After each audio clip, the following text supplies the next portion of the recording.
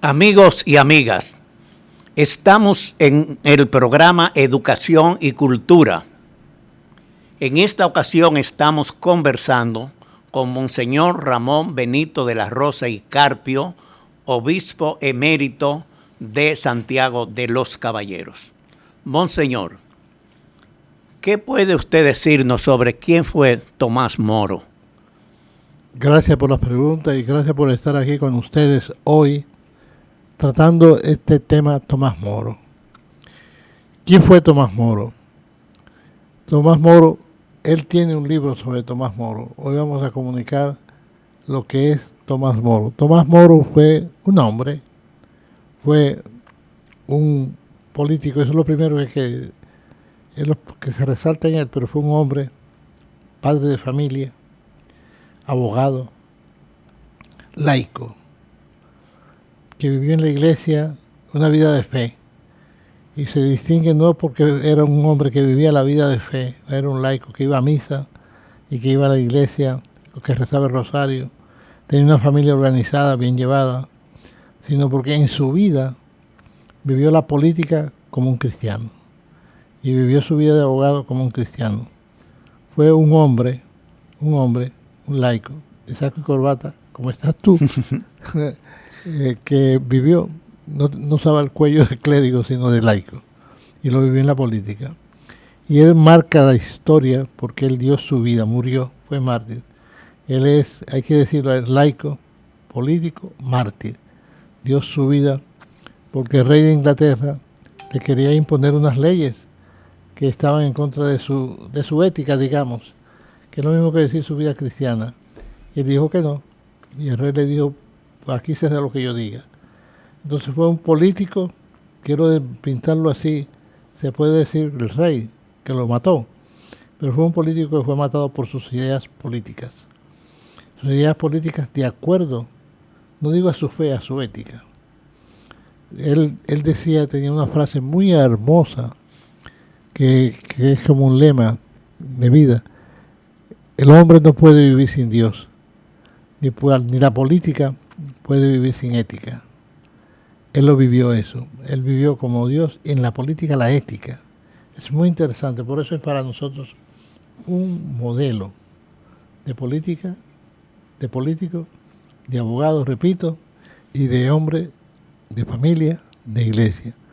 Un hombre, repito, laico, de saco y corbata, que se hizo santo, llegó a una perfección en el mundo público, en el mundo de la política. Tomás Moro es conocido a nivel universal como el hombre que escribió la Utopía. Como la Utopía que fue escrita en 1512, estamos en el 2024 y todavía tiene actualidad.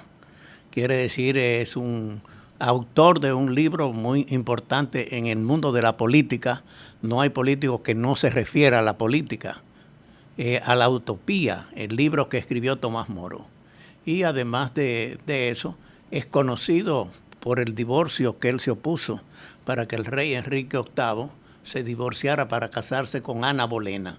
Quiere decir, esas cosas normalmente la mayoría de las personas la conocen, pero además de eso, él es más que eso.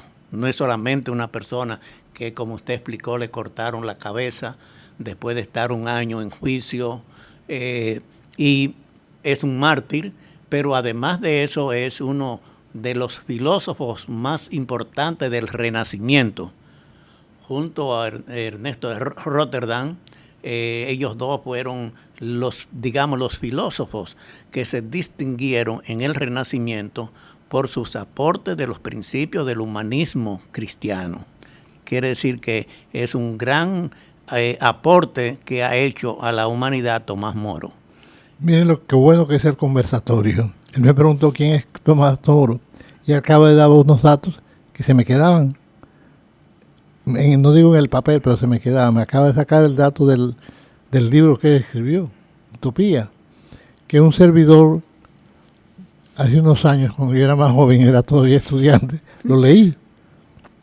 Es decir, tan importante era que fíjate que ahora tenemos este grupo, tanto Tomás Moro, y lo tenemos como patrono de los políticos, pero yo leí el libro Y me impresionó como él decía que el político, él usa la palabra socialismo. Se ve que tú sabes más que yo de esto, así que dite algo. Bueno, pero lo importante, monseñor, en este conversatorio es que Tomás Moro fue un hombre polifacético en el sentido de que no se dedicó solo a una cosa. Es un ejemplo para los abogados, porque en los Estados Unidos hay 60 asociaciones de abogados que tienen el nombre de Tomás Moro. Eso es maravilloso. Todavía hoy, después de tantos siglos, sigue presente, sigue vivo. Como abogado, yo resalté la parte política, tú resaltas la parte de abogados. De abogados, que es clave. Y en el juicio hay que saber que Tomás Moro fue canciller. En esa época en Inglaterra y en la mayoría de los países, naturalmente el que mandaba era el rey. El rey era ley, constitución y batuta, era de todo. Y después estaba el canciller. El canciller, digamos, como el primer ministro o el presidente. Quiere decir, fue el primer laico que fue canciller de Inglaterra, porque antes siempre eran cardenales y eran gente de la iglesia los que actuaban como cancilleres. Y el primer laico que fue canciller de Inglaterra fue Tomás Moro. Quiere decir que era una persona, él había sido presidente de la Cámara de los Comunes, que digamos que todavía existe la Cámara de los Comunes, que es como digamos el Congreso Nacional, que nosotros llamamos cuando se reúnen los diputados y senadores. Él había sido abogado de muchos casos y él había sido procurador. Quiere decir que era un hombre para los abogados, un ejemplo, un modelo, porque no aceptaba casos que él supiera que no se estaba hablando la verdad.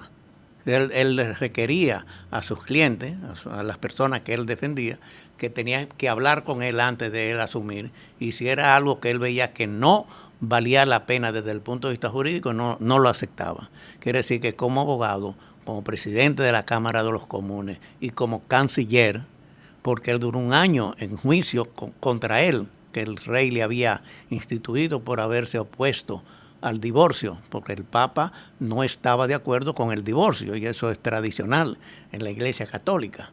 Y él defendió al Papa antes que defender al rey, que era quien lo había nombrado, y además que era su amigo privado o personal. Quiere decir que los méritos de Tomás Moro en el mundo político, en el mundo social, es un hombre extraordinario por las cosas que hizo.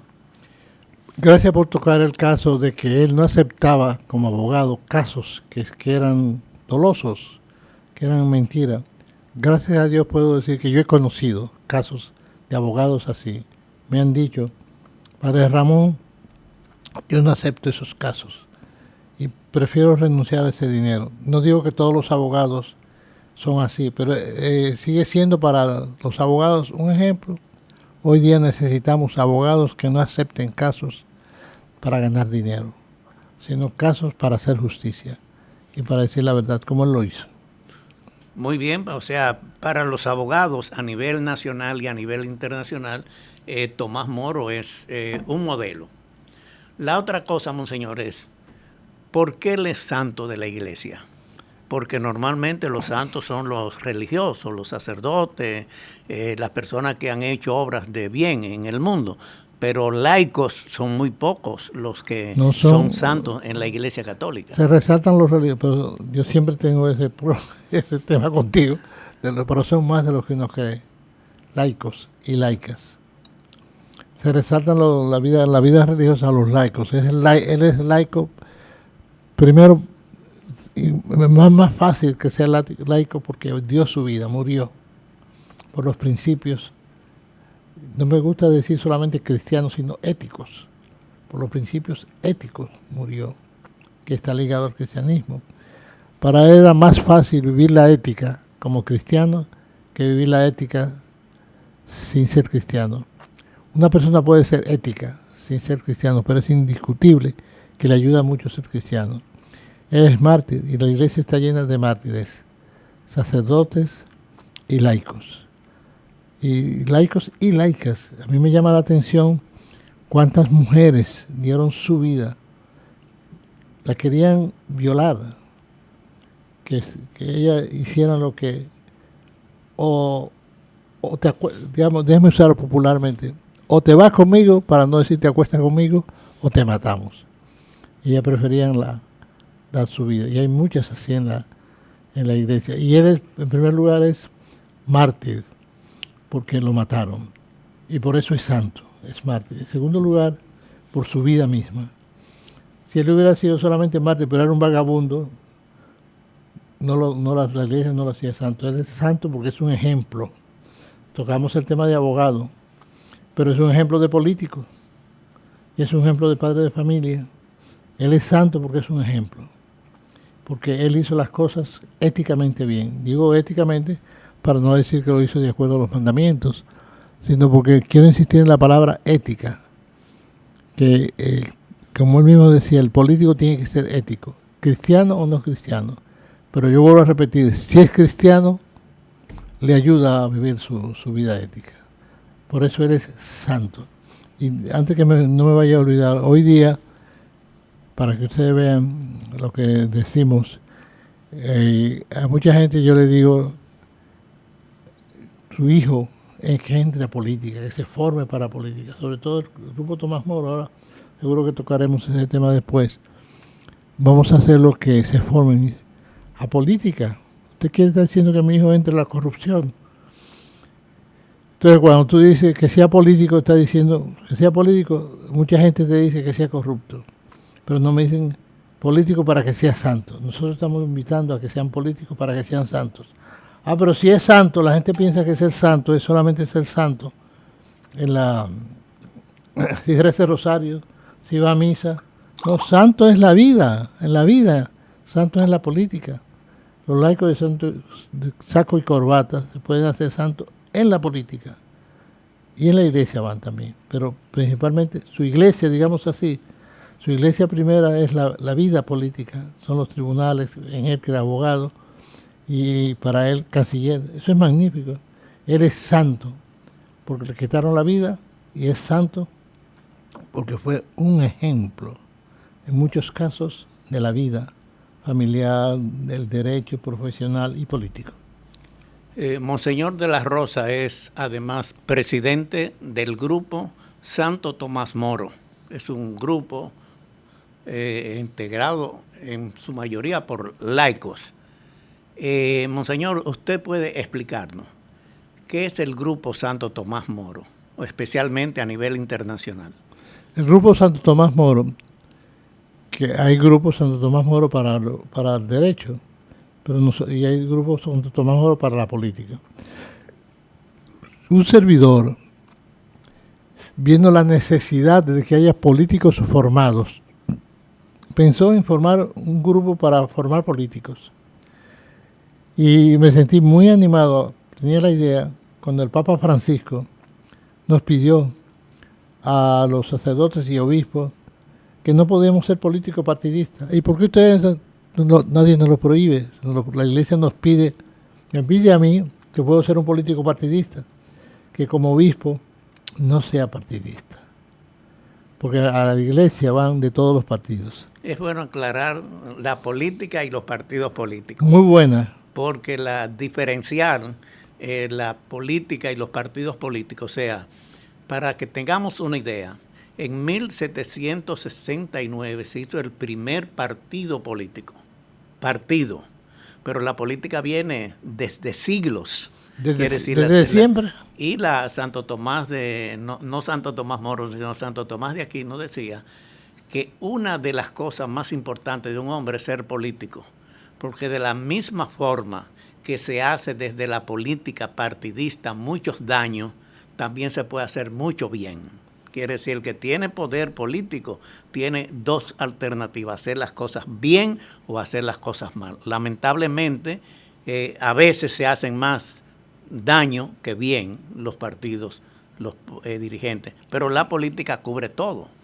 Tú has tocado un tema que, vamos a decir la frase, Santo Tomás de Aquino decía que la política puede ser el acto más grande de caridad que se haga, porque puede hacer a mucha gente, que es el bien común, pero puede ser también el acto más dañino que se haga, porque hace mucho daño. La corrupción, el matar gente, el poder. Es muy interesante. Entonces, un servidor animado, motivado mucho por esa frase del Papa Francisco, y viendo que muchos partidos políticos no dan cursos de formación política, quería formar partidos, y pensé en formar en un grupo. Entonces después ya cuando me junté con ustedes, buscamos un patrono. Y entonces me sugirieron, pero tanto Tomás Moro, entonces le pusimos al grupo Santo Tomás Moro, porque primero no era San Agustín, no era Santo Tomás de Aquino, que son sacerdotes que trabajaron. Y doctores que trabajaron la política, sino un político partidista, que era Santo Tomás Moro. Y es bueno que toquemos el tema. Hemos dicho como político partidista. El Grupo Santo Tomás Moro quiere trabajar con todos los partidos. Y por eso nuestros cursos son para todos los partidos.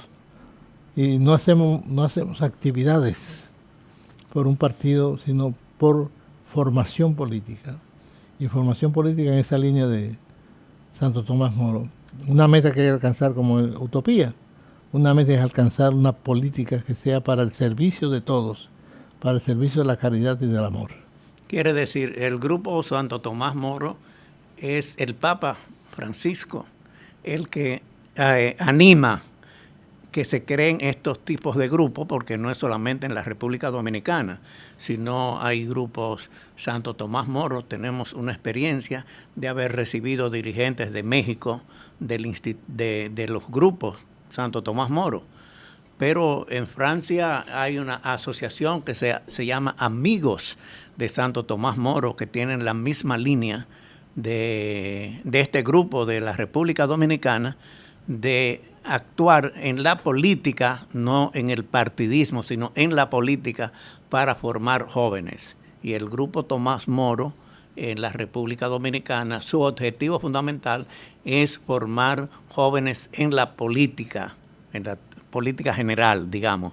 No importa el partido que pertenezcan, pero no identificarse con un solo partido, sino con la política en términos generales.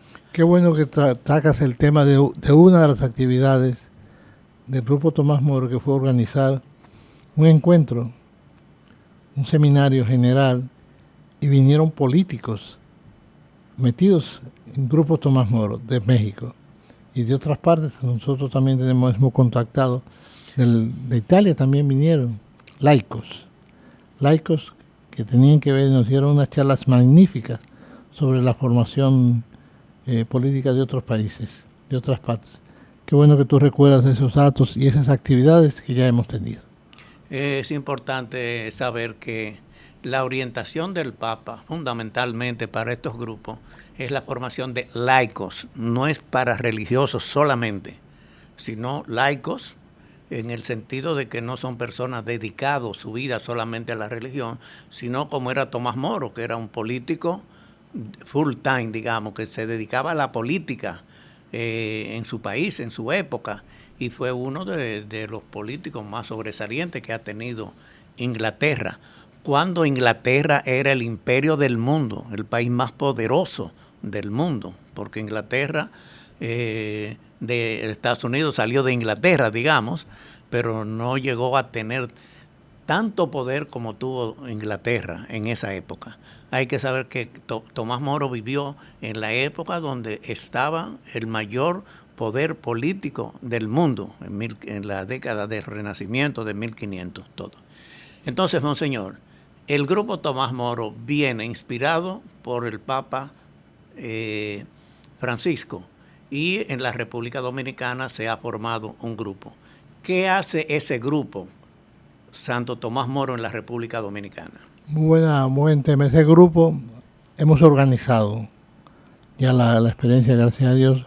Empezamos realizando charlas, con frecuencia, charlas, en diferentes partes, encuentros.